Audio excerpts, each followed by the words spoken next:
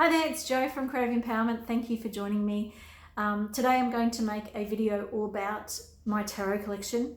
You may have seen one of my other collection videos all about Oracle, one was made in 2019, which is very extensive and goes for ages.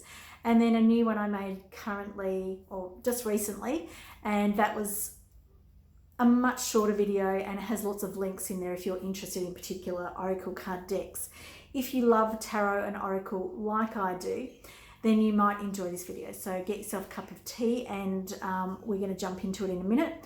However, I will explain why I'm making this video, because what I did with the last one was I got all my Oracle decks out.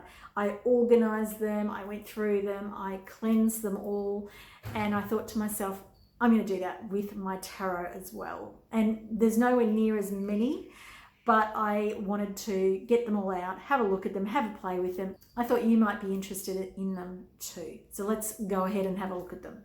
Here we have our tarot. And the first one I'm going to talk about is the Golden Tarot. And as you can see, it is giant. It is absolutely huge. It is very difficult to actually work with. But I did have a draw to it, and I do love the medieval kind of imagery, or the Renaissance kind of imagery that we're looking at here. It is actually quite a difficult set to work with, and I think one of the first times that I did work with it, I think I got one of the cards wrong, particularly the knights and the queens and cards like the Empress that kind of look a bit similar to, you know, other particular cards. So if you're just starting out with tarot, this is probably not the one to get.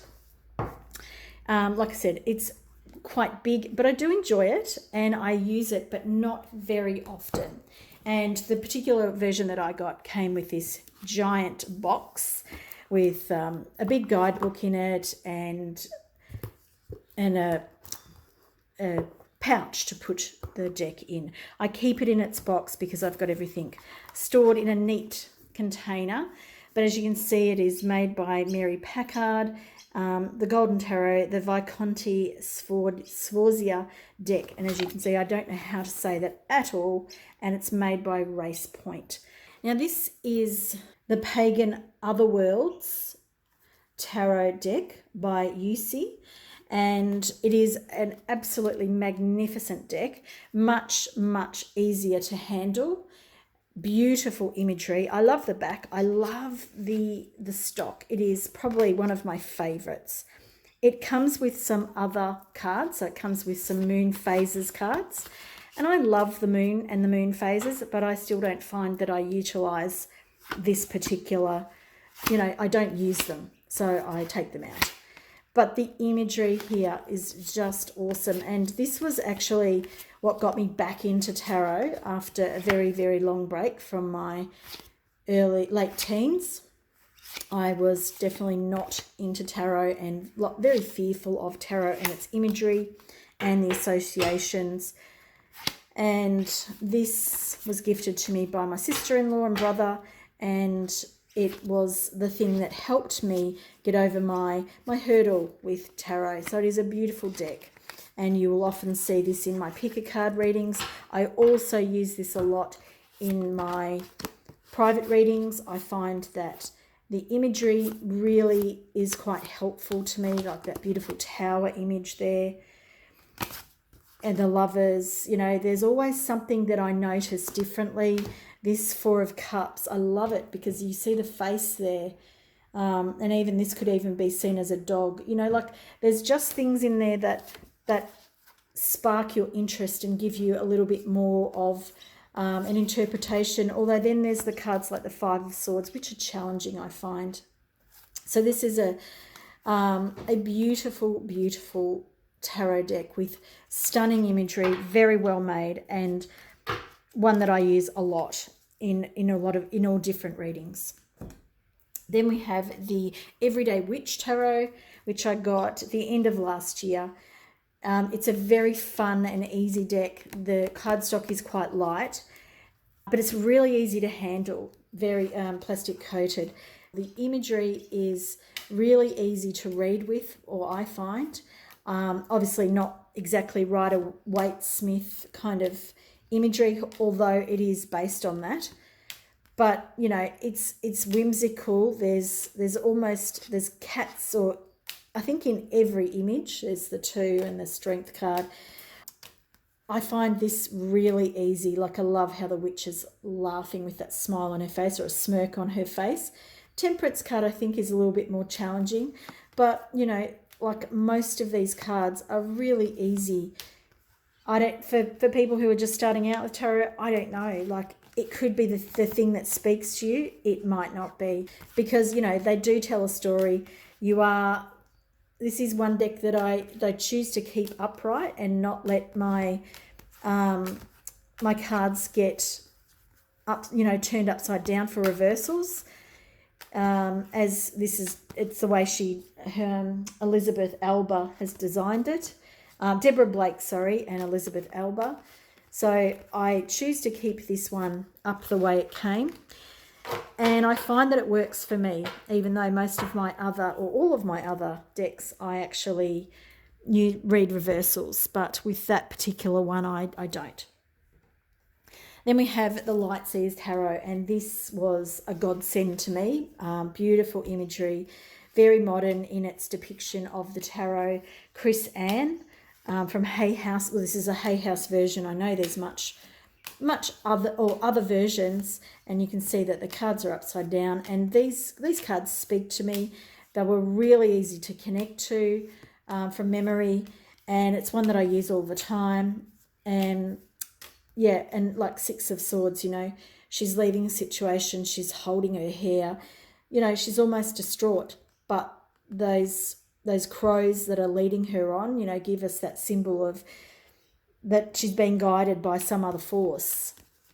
So I do love these images. I think that Chris Ann is a great tarot card maker, designer, creator, whatever you call it.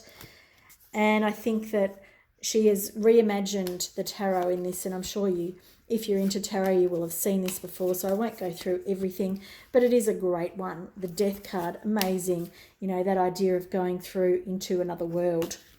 I use it all the time. I use it in my pick a card readings on this channel, as well as private readings, as well as for myself. It's a great one. The Muse Tarot is another Chris Ann tarot, and beautiful backing, as you see. These cards, the size of them, I love the size of these cards. They're good to hold. I've got small hands. These cards I am just getting used to. They're quite new for me. I love them, but there are some challenging ones. You know, what's that? The 8 of Inspiration. So there's cards here that I'm still working with getting used to. Love the bright colours. I love the imagery, even though I'm not a big one for, you know, the sort of decoupage. I know it's not decoupage, but computer-generated collage imagery is not always one of my favourites, but I do particularly like these images, and very different from the Light Seers Tarot, and very colourful, bright, a real new imagining of the tarot again. So another one for me to continue to work with. I have been using these sparingly because I am still working with getting used to them myself. So at this point, you know, steady as she goes kind of thing, but, you know, just superb imagery that is really easy to use. Having said that, I feel like I do need to work with that guidebook a little bit. Moving into another one that I have yet to really play with. This is probably the biggest, most expensive one that I've ever bought, and it's called the Ark, and it's by Bernadette King, and it's an animal tarot and oracle deck. So we're working, I love animal oracles. So if you're an animal lover, then please watch my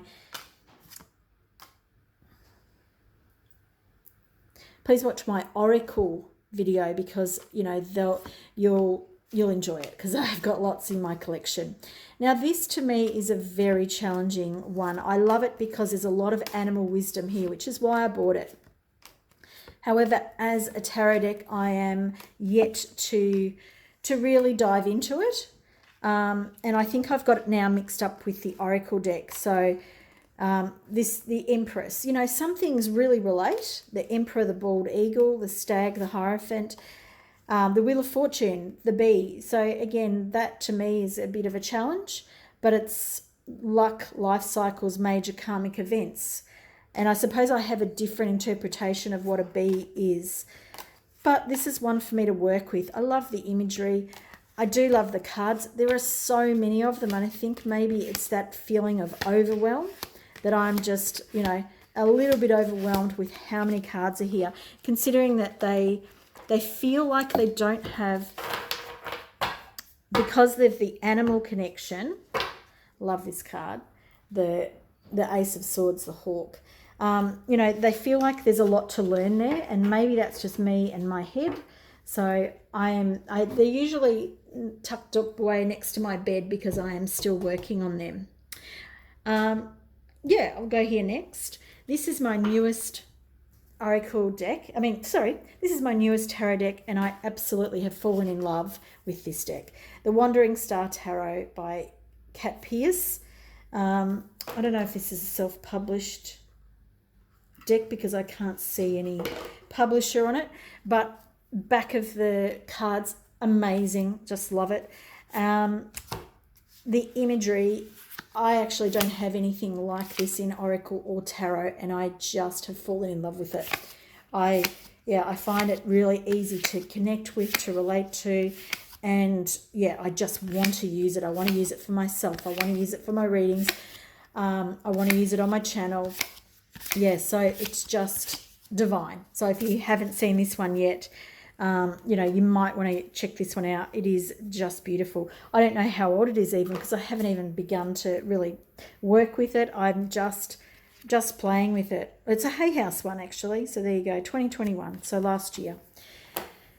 I am not, you know, up to date with what comes out with tarot because I am a beginner in the tarot world. This is the Crow Tarot, so one of my first loves in tarot, and this is, by MJ Collinane, I think, and I have made a video about this one if you want to have a better look. It is one of my favorites. Look at these, the crows, the artwork, the way she's done it, it's just amazing. She did the artwork as well as the, you know, everything is her, and I just think she's done such an amazing job, and I can relate to this imagery so well. I don't know if it is the crow and the crow talks to me, or if it's the imagery. I don't know what it is, but they're just stunning. If you've been looking at these thinking, you know, will I relate? Oh, yeah, definitely. The Chariot, you know, they're just beautiful, these cards. They speak to me, they talk to me. The Strength card, you know, they're whimsical as well as expressive, and I just think they're amazing. So, and yeah, really good card stock. They're slightly a bit wider, more like an oracle size. And then I've had a couple of different Rider-Waite versions, and this is my newest Rider-Waite version, Universal Waite, and I have, you know, got rid of the older versions that I've had, and I really like this. I like this version because it's bright. It's easy to read. The colours, you know, they've got the purples in there and a few other colours other than the 3 colours or 4 colour print of the standard issue Rider-Waite.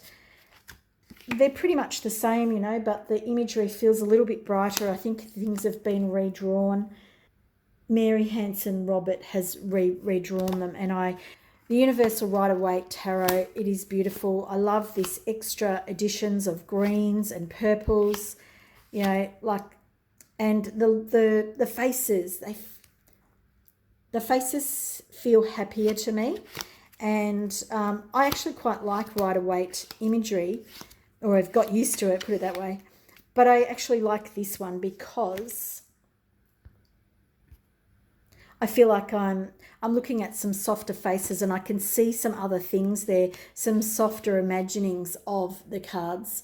You know, they can be a little bit hard to connect with, the Rider-Waite imagery, and I think that, you know, the redrawing of them, softening them in this Universal Waite deck has really helped me connect to these cards a bit better.